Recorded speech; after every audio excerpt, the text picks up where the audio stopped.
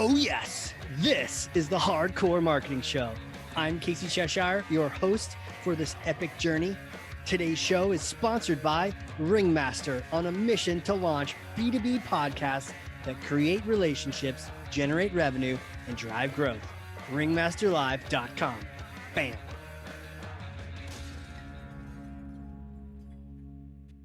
I am recording to the cloud. Yeah. Okay. I'm excited, guys.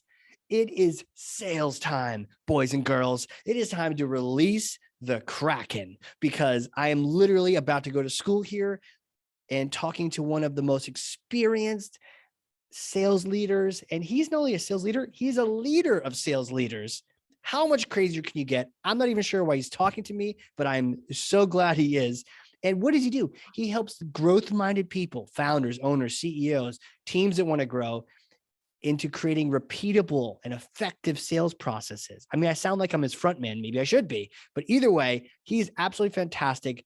He's an entrepreneur, a sales leader, a thought leader, a closer, a true partnership creator.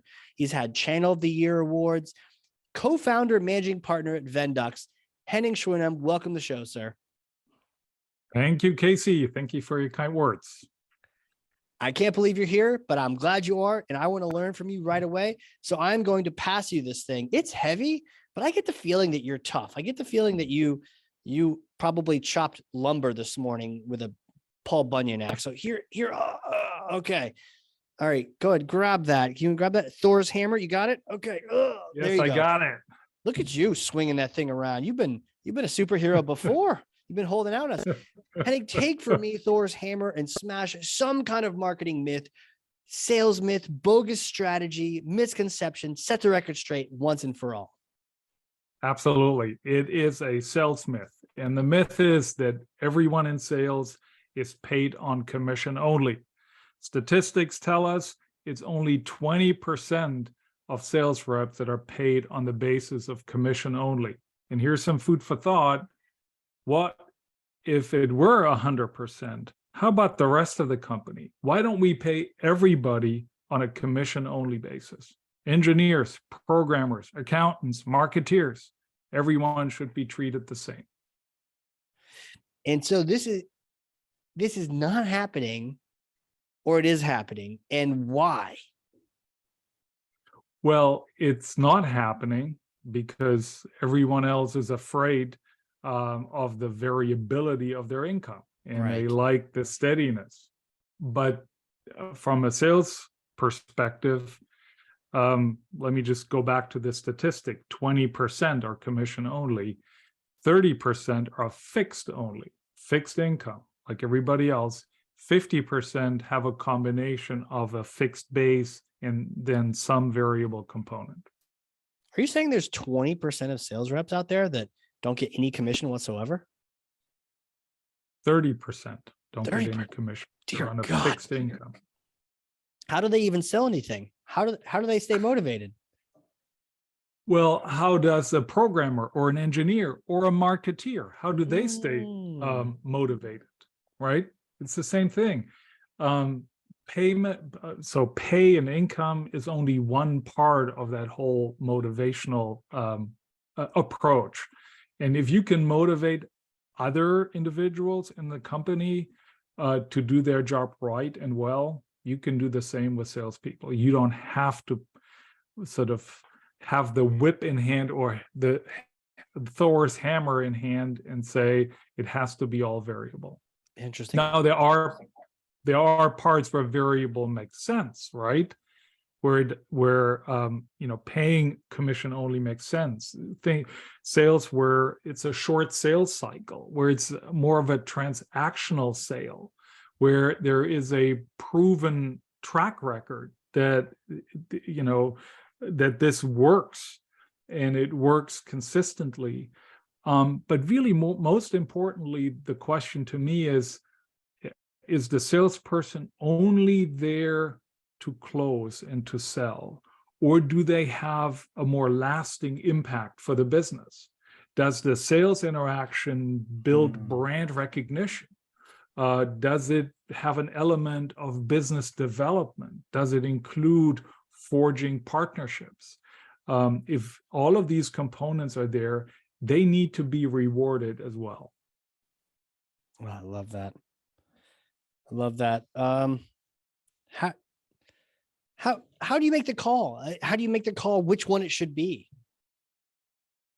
Well, you look at the elements, the length of the sales cycle, for example. Sales cycle, right? If you have, like in the enterprise sales segment, larger ticket items, you have a 12 or 18-month sales cycle. I mean, do you seriously expect somebody to work for free for 12 months on the vague promise that maybe down the road Maybe. there is a sale? Then the question of a track record, right? Am I the very first salesperson this startup hires, and the founder has barely sold it a few times, but now you're putting me on the hook? Or is it a situation where you sell insurance over the phone? I mean, there have been millions of insurance salespeople before me. The company has a proven process, messaging, a track record that they can share. So those are the things that I would look at, and then make a determination of what makes sense, because that's really the question. It's not a one size fits all. Not a one size fits all. Makes total sense. And I also heard you say proven process. I said proven process in your introduction. So how do I, humble, lowly me with a company, go from whatever sales cloud I have into a repeatable and efficient sales process? I think that's the $1 million question. It is the $1 million question. Who starts a business. And most businesses are founded not by individuals who have been in sales and who've built sales organizations, but by engineers or doctors or lawyers or people with other professional backgrounds. And they are phenomenal. They have brilliant product ideas. And then when it comes to selling, they are often the first salesperson for their business. Right. What they need to look at, though, is who are they selling to and how are they selling? So they're selling as the founder of the business, which puts them in an elevated position to begin with. Mm-hmm. And they're selling often to friends and family, or I label it friends and family, people they've known before, right? Out of their network. They're not starting out by cold calling. No, they're starting out within their network. And then they're often selling it as a pilot, as a, at an introductory price. Totally. None of that represents a repeatable process. So to your question of how do you get from there to having a sales machine humming, I am opinionated about it. My answer to that question is you get somebody that has done that before, someone who's built a sales engine for a similar product in a similar industry on a similar sales cycle, looking for similar deals before. And there are people out there, plenty of people out there who've done that before. That's who you want as a founder, in my opinion, on your team to build out sales into a repeatable process. Got it. It's a who, not how, right? It's a who is the person, the experienced person who's already done this before. I'm not reinventing the wheel here. I'm working with someone who has, and I'm leveraging their information. Man, you are like a philosopher / psychic, because everything you're describing sounds very familiar. The idea of selling little pilots and introductory prices, and things keep growing, and eventually it's like, we got to get organized here. What would you say is the core ingredient of a sales process? Well, I always struggle with identifying, one thing out of a lot of different pieces. I know, right? It's like asking Elon Musk how to build a rocket. What's the core thing in the process? I think the core thing for him is he's not building it, but he has the money and finds the right people to do it. True. I think that's the difference to most entrepreneurs who start today. They are literally building their product and then building a company around it and a Sure. business around it. So if there is one thing, it's probably the fact that it needs to be a documented process, that it's not something that just exists in somebody's head, but you actually write it down, make it part of your sales playbook. And it's literally a written document that you can then put in the hands of every new hire that you bring on board, and they follow the exact same process.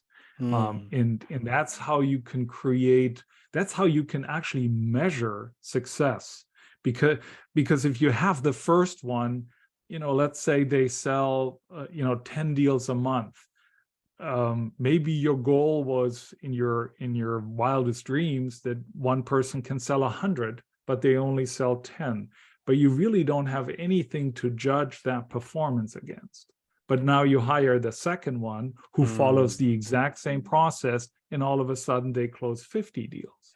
Now like you can compare, and you can say, yep, both these reps do the exact same thing, use the same messaging, go through the same stages, do the same follow-ups, but one is 5 times better than the other. And then now you can measure, and now you can improve. It makes total sense. Only improve what you can measure, right? Yes, 100%. How does one go from, and by the way, it makes total sense that the number one thing would be a written, shared with all, shared and followed by all type documentation.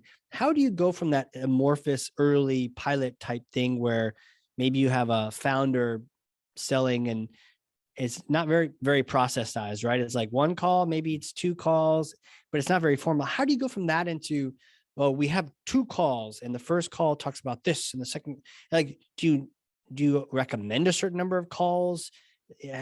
How do you go from how do you put structure to something that someone was winging in the first place? Well, I said earlier, you bring in somebody who's done that Bring in before. someone. And that person will know exactly how many calls to make and what the process should look like. This is because there isn't a one size fits all. I mean, it's driven by, who are you targeting? What are you selling? What type of deals do you want to achieve at the end? Where do your leads come from that you begin with in the process? All of those and many other elements influence what that ultimate process looks like. Now, there are sort of common elements, especially when you look at B2B type selling. If you look at long sales processes, higher value goods, there is a lot of commonality between them, like there is for the 1 call closes or 2 call closes, more transactional sales. And those are blueprints that you can use. But I think above all, bring in someone who's done this before. Now I'm tooting my own horn, which is you don't have to hire somebody full-time to do that. It's not a full-time job. And you don't need to pay a full-time VP of sales salary, anywhere between $150,000 and $500,000 on target earnings a year, depending on location. And that's a big ticket item. But if you're starting out, you don't need to pay that. Just contract someone fractionally, part-time, someone who's done this before, and they'll set this up for you. They'll lead the initial efforts. They'll help you grow. And at some point, they will replace themselves with a full-time sales leader. Gotcha. Love this. Talk to me about, I have definitely heard of the fractional CMO. I've been a fractional CMO. Talk to me about a fractional head of sales. It's not full-time. What is it like? What are the responsibilities? What kind of companies would be perfect for it? Well, I love the fact that the fractional CMO, that you've been a fractional CMO, because I think these over writing elements for fractional executives apply in both roles, and really in all those fractional executive roles and functions. And it's the idea of, or the question of, how much of that resource do you need? Do you need that skill set full time? And in smaller businesses, for both the CMO and the sales leader, the answer is no, you don't. Because what happens to the CMO when he gets engaged in a small business, the CMO is also the marketing generalist who executes the campaigns, who writes the copy, who runs Google AdWords.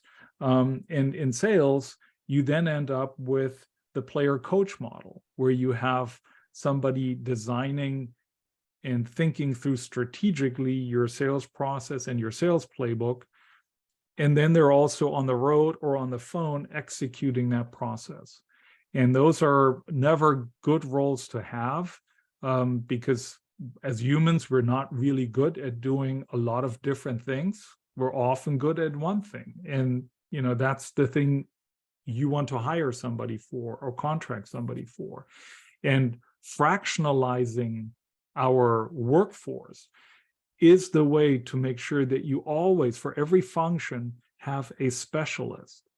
And startups, traditionally have, took pride in the fact that everyone on the initial team had to do everything. But you don't have to do that anymore. You don't have to have a COO who is also the CFO, the accountant, the HR department, and the office manager. You don't need that. You can contract that function out. You're basically investing the same money, but you get a specialist for each of those functions. There's something to having experts in the functions, right? Earlier you talked about, it's who, not how.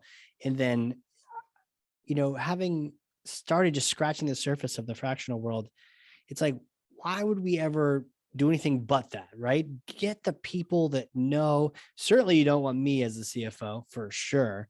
But get the people who not only do they excel in something, but they have a passion for it.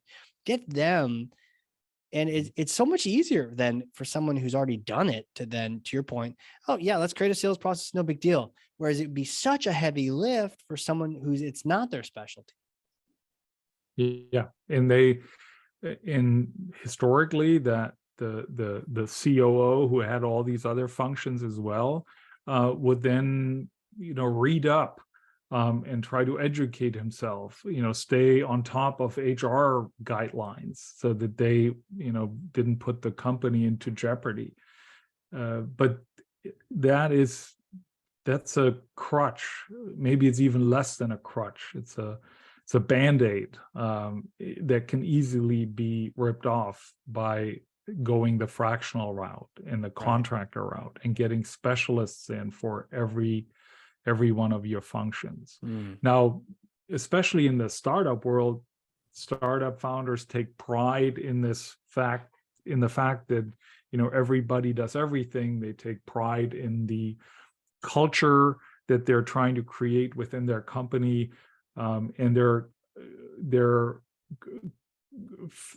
is a sense that if you wholly own an employee in your business, that you have more control over them and that they are more engaged.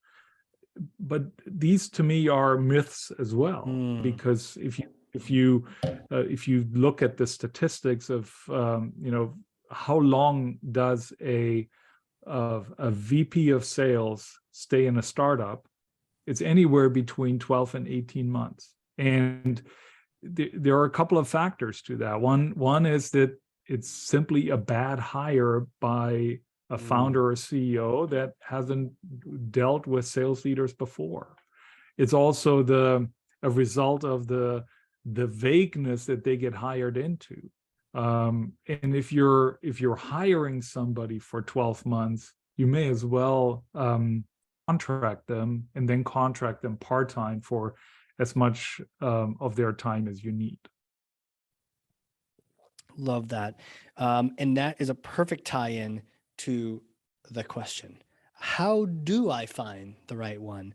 If I could simply hire the wrong sales VP and he's gone in so many months, I could simply hire the wrong fractional head of sales. So what do you recommend? How do you, and I know you have curated just so many fractional leaders in this space. How do you help me find the right one? And what should I be looking for and interviewing for? That's a great question, and I'll try to be careful not to just toot my own horn here, because as you said, my business is to help founders and owners and CEOs find the right fractional sales leader. But there are good steps to take, and they align with good practices in general around hiring as well, which is start out with a scope, understand and document what you want this person to accomplish.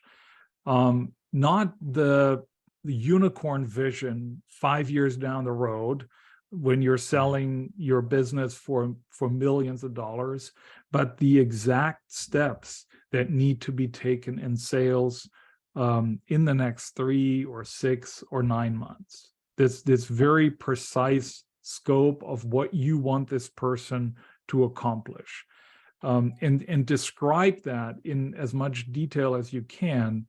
And then you look for someone who has done that before, not the person who says, I'm a SaaS VP of sales. There are a lot of those out there, but the person who has sold SaaS into similar decision makers around, has done similar deal sizes and deal structures, has worked a similar length of sales cycle, has experience in building this from scratch, as opposed to stepping in at $5 million and growing it to 15.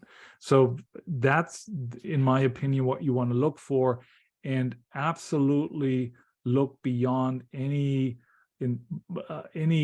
culture fit, personality trait kind of things, because what you're hiring is the skill to get certain things done. You're not, and you're contracting the person for that specific purpose. Now, if there is a total misfit in personalities between you and the person, then obviously you don't want to work with someone like that. But don't make that the first hiring criteria and the dominant hiring criteria. Look for the skills, because you're not hiring someone that you want to spend the rest of your life with or the rest of your career in this company with. You're looking for someone to achieve very specific tasks, and I think that will cut down considerably on all the hiring mistakes or contracting mistakes.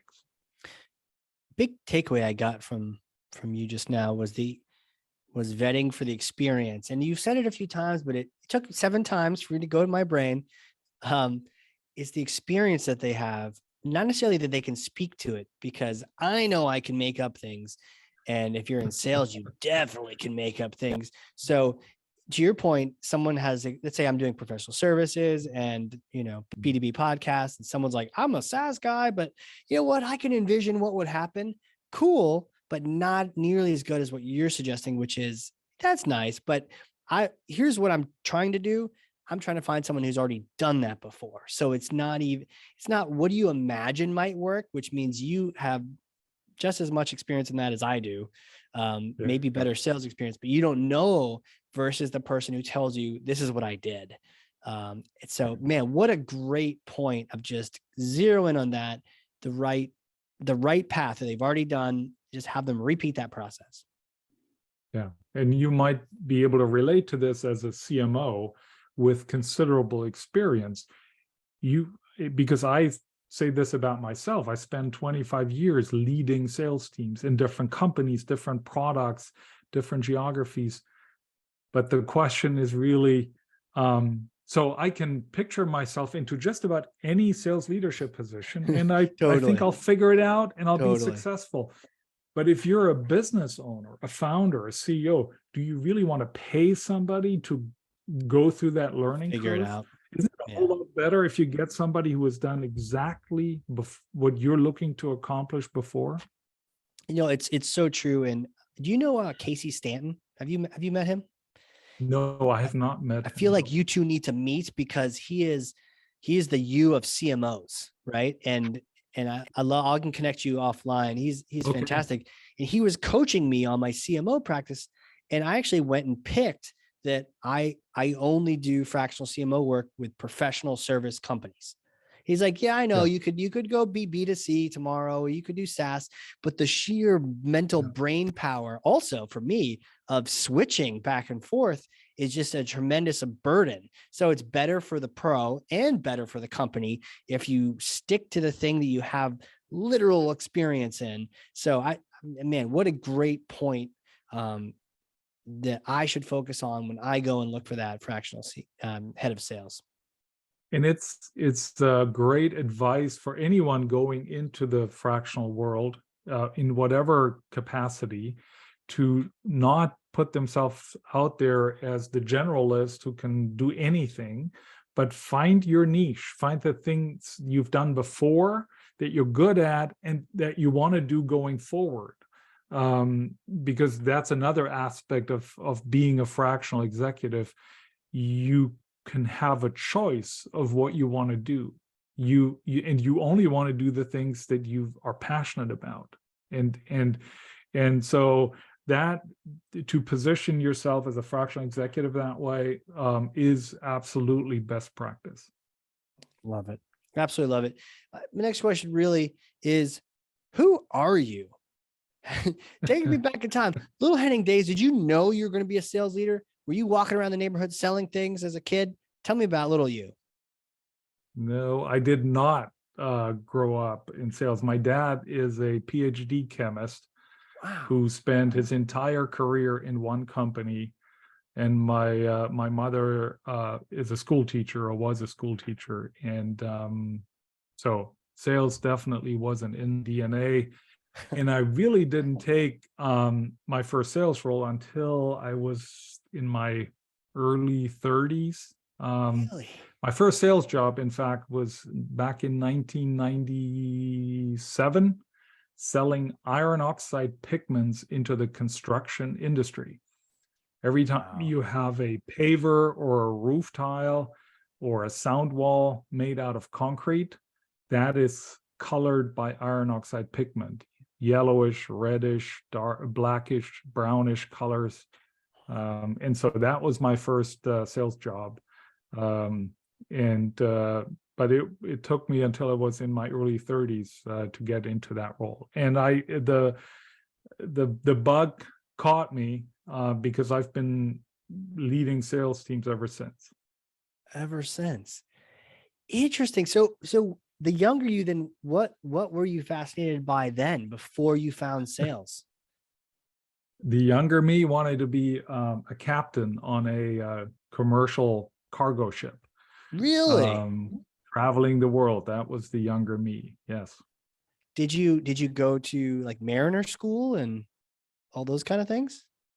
No. Growing up, I learned to sail from my dad, and I went through different classes, navigation and all of those things so that I could charter seagoing sailboats. But I never progressed past a 40-foot sailboat. Nothing larger ever transpired for me. How what kind of trips have you taken? Have you done some far ones? Have you ever thought of crossing one of the oceans? I've thought about it, never done it. I've sailed. So I grew up in Europe. So I did the Mediterranean, the Baltic, the North Sea. So those oceans or bodies of water. I sailed a little bit off the coast of North Carolina. Okay. And then I did lake sailing. places like Lake Tahoe, or lakes in the middle of Kansas. Those were areas where I've sailed, but I've never crossed an ocean on a sailboat. Huh. Bucket list item. I was gonna say, is it on the bucket list? Is it on the list?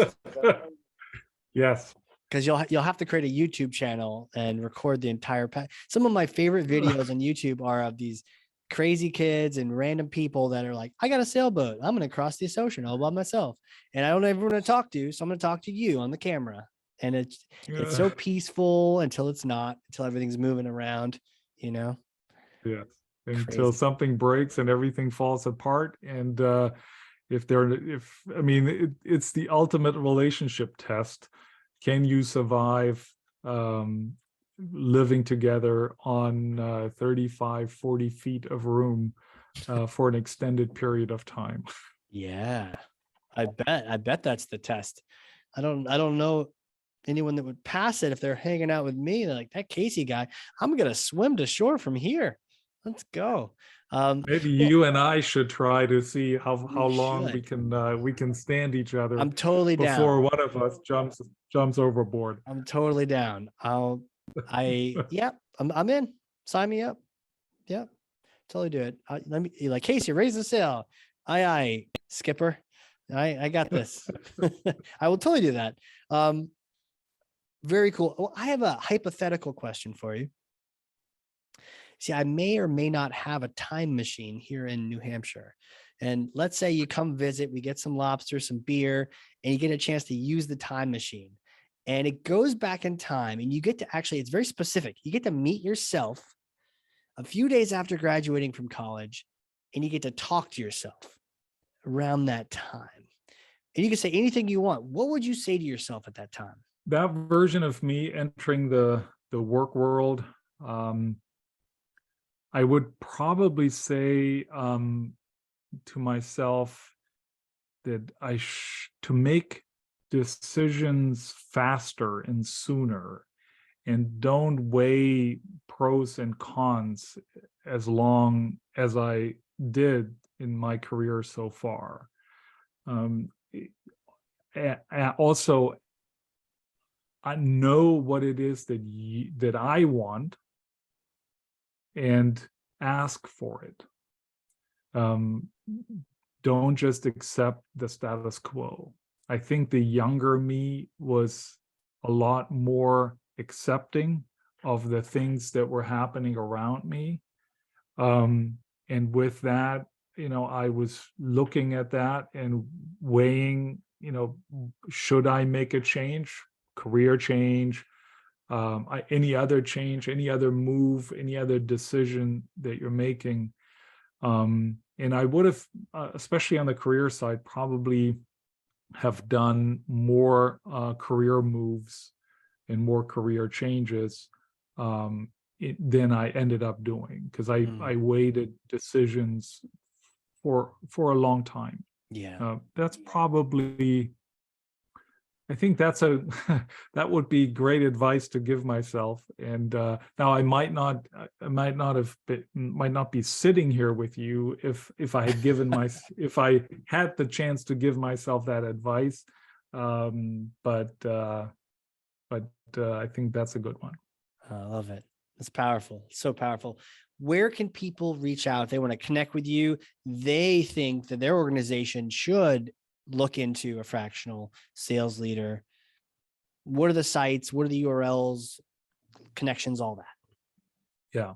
Well, the easiest way is to just go to our website, Vendux. The spelling is right at the bottom of my video screen here, Sure. Vendux. And it's vendux.org. And just in case you're wondering, what does Vendux stand for? Venditio is Latin for sales, and dux is Latin for leadership. So it's sales, leadership. In Latin is Vendux, and vendux.org is the website. And then there is an easy way to connect with me. But you can also take the challenge of typing my name into LinkedIn. There is only one, Henning Schwinum, on LinkedIn. This isn't like John Mayer or John Smith. of which there are plenty. I'm the only one, but then the spelling obviously is a little bit of a challenge. Heck yeah, man. Henning, thank you so much for being on here. I mean, I'm just fascinated learning from the sales side. I think so often marketing forgets that we are partners in crime. We're on a sailboat with our sales brothers and sisters, and to learn from you today was just been fantastic. So thank you so much. Thank you, Casey, for having me. It was a blast. We'll do it again, maybe on a sailboat. Hell yeah. Next podcast on a sailboat, you and me, let's go. If you're listening to this and you learned something, and I know you did, because I literally have notes front and back over here, then share this episode with someone else. Be a thought leader to 9 people, 3,000 people, 8 million people, whatever the number. Getting good information in other people's hands, that's thought leadership. Be that person. Reach out to Henning, get yourself a fractional sales leader if you don't have one, and sell a shit ton of everything and be super successful the way it should be. Henning, thank you again, sir. Absolutely. Take care. Bye, Casey. All right, everyone. This has been what a cool episode. What a cool episode of the Hardcore Marketing Show. We will catch you all next time.